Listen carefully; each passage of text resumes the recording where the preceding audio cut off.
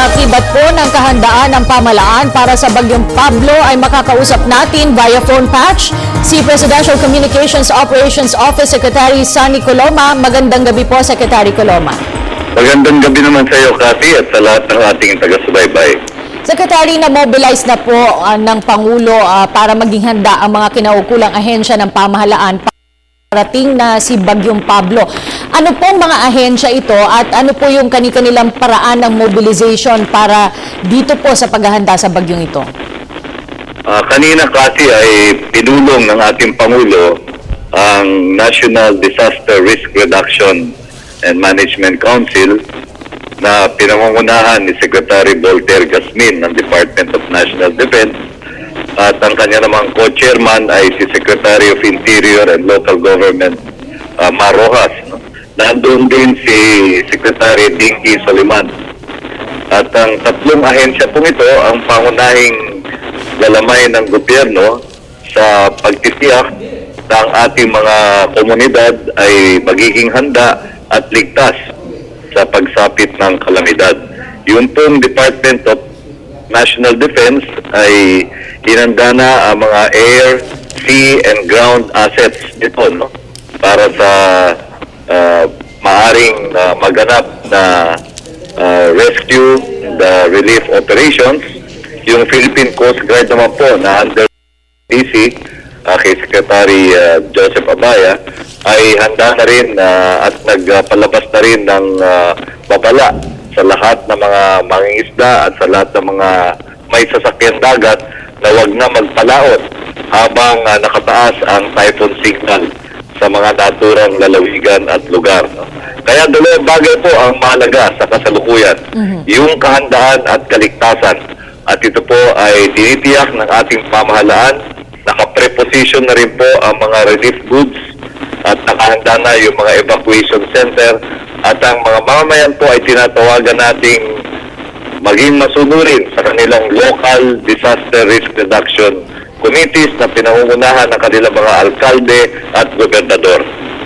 Secretary Coloma, magkano po ang inilaan ng pamahalaan natin para matustusan itong mga pangangailangan po para pagkakagastusan dito nga sa sinasabing pinakamalakas na bagyong tatama sa ating bansa para sa taong ito?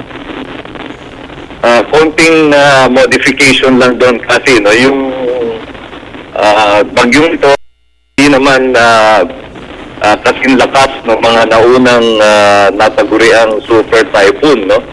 At maaring ang dadaling maasa tayo, no, na ang rainfall nito ay hindi kasing dami nung Sendong, no, maging yung Ondoy, pero malakas po ito kaya naghahanda tayo. At katulad nga ng nabanggit, naka-preposition na yung mga resources ng ating pamahalaan at nagmamanman din ng masusi ang ating DOST Pag-asa at makatitiyak tayo that we will get timely advisories, no?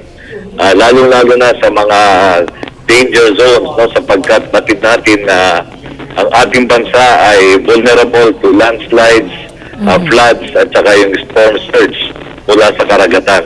Kaya lahat ng ito ay pinaghahanda ng mabuti para ma-minimize po natin ang sakuna at mga masasaktan o mga casualties to the barest minimum. Kanina po, Secretary Coloma ay nagbigay ng kanyang speech ang Pangulo at sinabi nga niya po na nakipag po siya sa mga congressmen at iba pa mga local government officials dun sa mga areas na maaaring maapektuhan. Ano po ang assessment ninyo sa kahandaan naman ng mga local government units? Kanina kasi ay nagpahayag ng kahandaan ng ating mga kongresista, no? At yung ilan sa kanila ay nagsilbi na rin bilang mga alkalde o gobernador at sa kanilang pag-ugnayan sa kanilang mga constituents ay natiyak po nila na simula nung weekend ay nag-umpisa na, no, yung mga kinakailangang preparasyon at may kumpiyansa naman sila na handa ang kanilang mga constituents, no, sa mga lalawigan at sa mga komunidad natin. Secretary Coloma, ito pong bagyong Pablo, tatamaan po ang Mindanao at ilang bahagi po ng Visayas. Matatandaan po natin nung nakarang taon, bago rin po magpasko, ay tumama rin po sa Cagayan de Oro ang bagyong Sendong, kung saan marami po sa ating mga kababayan doon ang nasawi. Ano pong leksyon ang natutunan natin mula dito sa bagyong Sendong na maari po nating mai-apply para hindi na po maulit dito sa paparating na bagyo?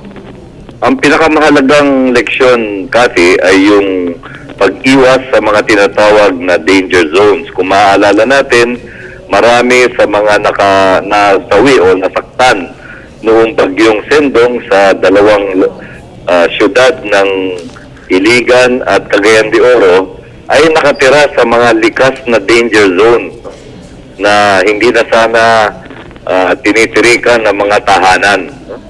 At yan yung pangunahing leksyon na kaya nga pagkatapos ng kalamidad na yon, napakahigpit ng tagubilin ng ating Pangulo.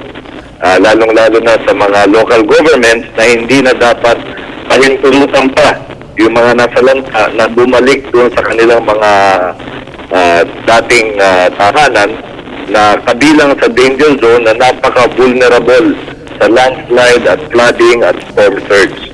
Yan ang pinakamahalagang aral at sana ay yun ding mga nakatira sa similar danger zones. Kung hindi pa nailikas, mailikas na at umiwas na sapagkat yan po ang pinakamahalagang paghahanda na maaaring gawin sa kasalukuyan. Secretary Coloma, bilang pinuno po ng tagapaghatid mensahe ng ating pamahalaan na ahensya, noong pong nakaraang bagyong o nung nakaraang habagat po ay maigting po ang paggamit ninyo ng social networking sites kagaya po ng Facebook at Twitter. Ganon din po bang inaasahan ng ating mga netizens naman mula sa inyong ahensya? Muli, ngayong merong paparating na bagyo.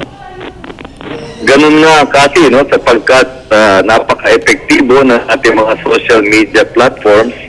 Umpisa na natin sa Facebook at Twitter, bukod pa dyan yung SMS, no, o yung text messaging. Lahat po ng tanggapan ng ating Philippine Information Agency ay merong libu-libong mga pinadadalhan ng text messages, kabilang na ang mga barangay kagawad, mga community leaders, civic leaders, mga opinion leaders sa bawat komunidad. At sila po ay kaagapay natin sa pagpapalaganap ng mensahe na kinakailangan yung maximum preparedness at vigilance upang maiwasan ang sakuna dito sa inihintay nating pagdating ng Typhoon Pablo. Maraming salamat po, PCOO Secretary Sunny Coloma. Magandang gabi po sa inyo. Maraming salamat at magandang gabi, Kathy.